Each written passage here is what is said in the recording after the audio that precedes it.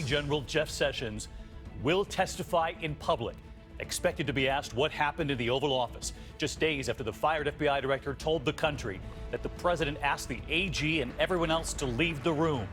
Also tonight, after the president told our John Carl that he wants to testify, what the White House is now saying tonight. Also breaking at this hour, Bill Cosby's defense team resting its case after just 6 minutes. The jury deliberating right now. The Penn State college student who died after falling down the stairs, the frat members waiting nearly 12 hours before calling for help. Tonight, the stunning moment in court as video of the dying student is played before everyone. The urgent manhunt at this hour for inmates, among them an alleged killer escaping, how they got out. And the midair scare, the gaping hole in the side of the engine. Passengers describing the moment. This is ABC World News Tonight with David Muir. Good evening, and it's great to have you with us here on a Monday night. And we begin tonight with several developing stories. Among them, President Trump's Attorney General Jeff Sessions will be in the hot seat tomorrow under oath, likely asked about Russia, about James Comey, and about that meeting in the Oval Office. Did the president ask everyone to leave, including the Attorney General? Everyone except for James Comey. Also tonight here, after our reporter asked President Trump, would you be willing to speak under oath to give your version of the events? The president said 100%. What the White House is saying tonight. ABC senior White House correspondent Cecilia Vega leading us off. The cameras invited in today to witness President Trump's first full cabinet meeting, where he minced no words, declaring himself among the most productive presidents ever. And I think we've been about as active as you can possibly be. And then it was the cabinet's turn. One after the next, they went around the table, each lavishing praise on their boss as he nodded approvingly. Mr. President, we thank you for the opportunity and the blessing that you've given us to serve your agenda. I want to thank you for getting this country moving. You set the exact right message, and it's being responded. The response is fabulous around the country. That last compliment from Attorney General Jeff Sessions. And tomorrow, all eyes will be on him when he testifies before the Senate Intelligence Committee investigating Russian meddling in the election and any possible collusion with Team Trump. Sessions will likely be asked about several issues raised in that blockbuster testimony of former FBI Director James Comey. For one, his role in that now infamous meeting in the Oval Office between Comey and the president. Comey says Trump asked Sessions and others to clear the room so they could be alone. My sense was the Attorney General knew he shouldn't be leaving, which is why he was lingering. And so I knew something was about to happen that I needed to pay very close attention to. It was then that Comey says the president asked him to drop the investigation into former National Security Advisor Mike Flynn. After that meeting, Comey claims, I took the opportunity to implore the Attorney General to prevent any future direct communication between the president and me. Sessions is also likely to be asked about his meetings with the Russians. He recused himself from the Russia investigation after reports that he met the Russian ambassador twice during the campaign, but failed to disclose those meetings in his Senate confirmation hearings. And Comey said that's not all. We also were aware of facts that I can't discuss in an open setting that would make his continued engagement in a Russia-related investigation problematic. The White House today would not say whether Sessions would limit his testimony and invoke executive privilege. I think it depends on the scope of the questions, and it would be to get into a hypothetical at this point would be premature. Tonight, the Trump White House is eager to turn the page. This week, Ivanka Trump will be in the spotlight talking job training. This morning on Fox News, she came to her father's defense. There's a level of viciousness that I was not expecting. I was not expecting the intensity of this experience, but this isn't supposed to be easy. And Cecilia Vega with us live tonight from the White House. And Cecilia, it was just Friday, as you know, that President Trump's exchange happened with our John Carl. John asking, would you be willing to speak under oath to offer the president's version of what happened with James Comey? Here's what the president said. Would you be willing to speak under oath to give your version of those events? 100%. I didn't say under oath. I hardly know the man. I'm not going to say, I want you to pledge allegiance. Who would do that? Who would ask a man to pledge allegiance under oath? I mean, think of it. I hardly know the man. It doesn't make sense. No, I didn't say that, and I didn't say the other. So if Robert Mueller wanted to speak with you about that, I would be glad to tell him exactly what I just told you, Joe. And Cecilia, you were there today. The White House was asked, does that offer still stand? What was their answer? Well, he was asked whether, in fact, when this testimony might happen. He hedged. This was Sean Spicer today, right here in the briefing room. David, he said he's not had further discussions with the president about this potential testimony. A very different answer from this White House today than the very adamant President Trump we heard just a couple of days ago, David. Cecilia Vega back with us tonight. Good to have you back, Cecilia. There is also breaking news in the Bill Cosby sex assault trial. Tonight, the case is now in the hands of the jury. At this hour, the comedian once known as America's Dad arriving at court with his wife Camille by his side. That was the first time. His defense taking just 6 minutes to make its case, calling just a single witness. ABC's Lindsay Davis waiting for that verdict. She's at the courthouse tonight. Tonight, Bill Cosby's fate is in the hands of a jury. Earlier today, the comedian arrived at court with his wife, Camille Cosby. This, her first appearance at the trial. Mrs. Cosby, what would you like people to know about your husband? Cosby did not take the stand. The defense called only one witness, a police detective, and rested its case after just 6 minutes. Inside the courtroom, Mrs. Cosby was a central figure. I think what the defense is trying to do is saying, she's forgiven him, so maybe you can too. She sat unflinchingly, showing no emotion while the defense gave a fiery closing argument. Cosby's attorney acknowledged that Cosby was an adulterer, but argued he was not a criminal. Only angels are in heaven, he told jurors. At one point, gesturing to Mrs. Cosby, shouting she deserved better. When the lead defense attorney faced the jury and asked, if something like this happened to you, would you ever forget that?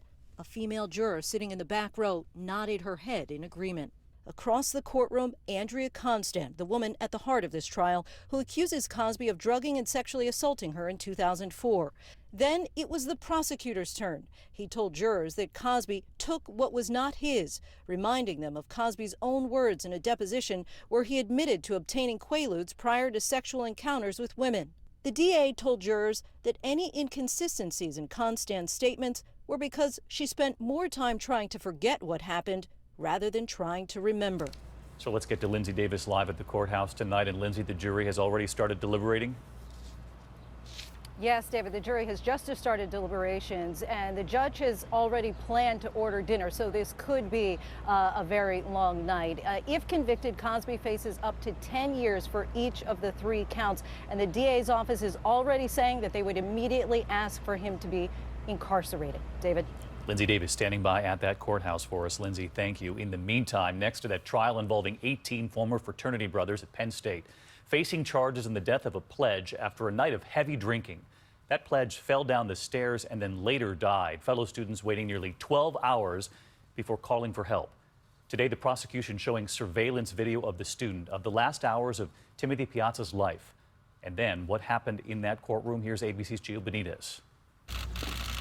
The parade of young Penn State defendants filing into court. Do you guys have any comment? Not right now. Somber-faced, about to witness the horrifying video of the last night of Tim Piazza's life, shown only in the courtroom. He had to go from station to station and chug alcohol. Piazza visibly drunk, downing at least 4 drinks in just minutes during the February fraternity party. 2 hours in, Piazza falls 15 feet down a flight of stairs, banging his head, his unconscious body carried to a couch, a brother pouring beer over him, an apparent attempt to wake him. Just before 2 a.m., someone else appears to slap the 19-year-old in the stomach. Treated him like a rag doll, like he was roadkill. The video does show one brother, Cordell Davis, extremely animated, later recounting the night to Robin Roberts. I said we should call 911, get him in an ambulance. Piazza's parents left the courtroom just before the agonizing video was shown. They want to remember their son as the young, bright, handsome, full of life person who he was. And David, at the end of the video, after nearly 12 hours, Piazza was stiff. Detectives describe him as looking like a corpse. Still, it took an additional 42 minutes, they say, to call 911.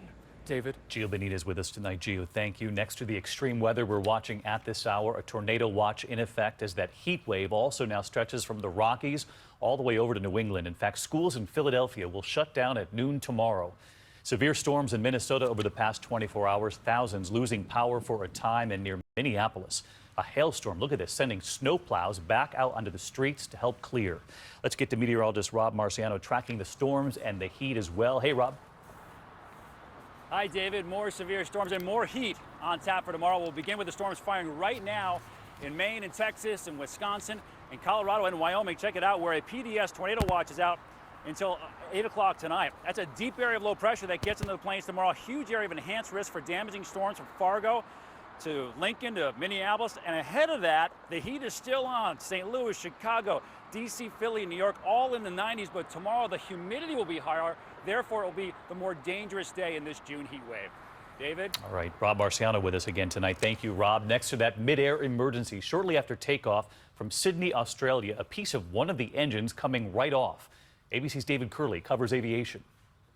It is a gaping hole in the engine which forced the A330 back to the airport. China is 736, engine number 1 fault. Charleston 736. Engine number 1 fault. Passengers unsure what was happening right after takeoff. The left engine made a funny sound. All of a sudden, it got really loud and it was like... Engine maker Rolls-Royce calls it a very serious issue, one the crew could see out the window. We just have visual check of the engine number 1, some of the cowling cage is broken. But then I realized there was a hole in the engine and it was a little scary. It appears to be a piece of the air intake from the front of the engine that peeled away. And it's happened before, a month ago to an Egypt Air A330. For the past 6 years, there's been an airworthiness directive about this specific engine and the air intake, the cowling at the front of that engine, but there's no indication this incident is related. David? David Curley, thank you. And next this evening, the Pentagon now identifying 3 U.S. servicemen killed in combat in Afghanistan. Sergeant William Bays, Corporal Dylan Baldridge, and Sergeant Eric Hauk served with the 101st Airborne Division. They were killed in an insider attack by an Afghan soldier who they were there to support. Back here now, President Trump facing an historic constitutional challenge tonight. At issue is the president profiting from money coming in from foreign countries, helping everything from his hotels to its golf courses. The state of Maryland and the District of Columbia filing suit.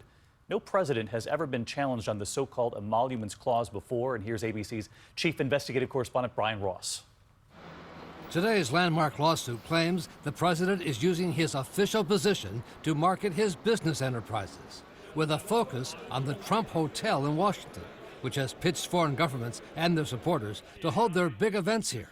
Just 3 weeks ago, a group from Turkey. And a month before Trump took office, the celebration of Bahrain Day, with the hotel charging Bahrain $100,000. Last year at a different hotel. Is this because Mr. Trump is the president-elect? I have no comments. We know that foreign governments are spending money there in order to curry favor with the President of the United States. Today, the attorneys general of the District of Columbia and Maryland, both Democrats, say they filed the lawsuit because Donald Trump is in violation of the Constitution, which prohibits foreign payments to the president. Our founding fathers were concerned about corruption. The lawsuit also cites how membership fees at the president's private club in Florida, Mar-a-Lago, have been doubled to $200,000 since the president began to hold official meetings with foreign leaders at the club. Here, the Japanese prime minister learns about a North Korean missile launch right in front of members and their cameras, all in a dining room where Trump has praised the dessert. We had the most beautiful piece of chocolate cake that you've ever seen. And at his golf club in New Jersey, people planning weddings are reportedly told Mr. Trump might just drop in, as he did this weekend, surprising the bride and groom and a joyful wedding party. Brian Ross with us here tonight. And Brian, we know President Trump's attorney has promised that all profits earned from foreign governments will be donated to the U.S. Treasury, but there are questions about how this is happening, if it's happening. That's right, David. Trump's sons now say it isn't practical to keep track of the precise numbers, so they say they'll make a rough estimate of the profits. But they've not said if they'll report those donations to the public or keep them secret.